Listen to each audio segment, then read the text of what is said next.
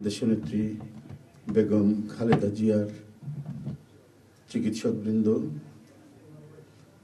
জাতীয় স্থায়ী কমিটির সদস্যবৃন্দ, বিএনপির অন্য নেতৃবৃন্দ মহোদয় বলেছেন, আমি আর কিছু বলতে চাই না। শুধু এইটুকু বলবো যে সংকটে শোকে মাথার উপর যেমন মায়ের একটা ছায়া থাকে, আজকে জাতি যেন সে ছায়া থেকে বঞ্চিত হলো। আমরাও হলাম। অসুস্থ ছিলেন হাসপাতালে, কখনো বাসায়, কিন্তু বাইরে কাজ করতে আমাদের মনে হতো যে না, মা তো আছেন, উনি তো দেখবেন সবকিছু।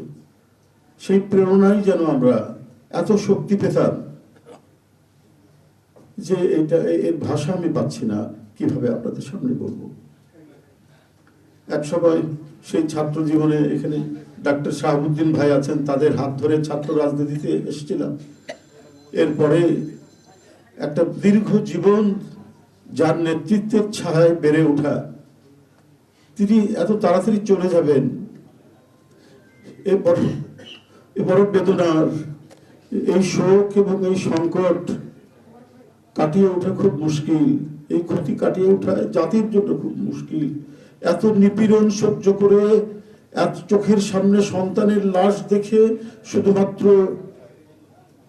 দেশ এবং মানুষ এবং গণতন্ত্রের জন্য কি অটুট বড়বল দিয়ে তিনি টিকে থেকেছেন দলীয় কার্যালয়ের মধ্যে বিভিন্নভাবে। তারপরেও কখনো তার চোখে মুখে কোথাও তিনি এটা আমরা পাইনি। আজ তিনি পৃথিবী থেকে চলে গেলেন। আমরা তার আত্মার মাগফিরাত কামনা করছি।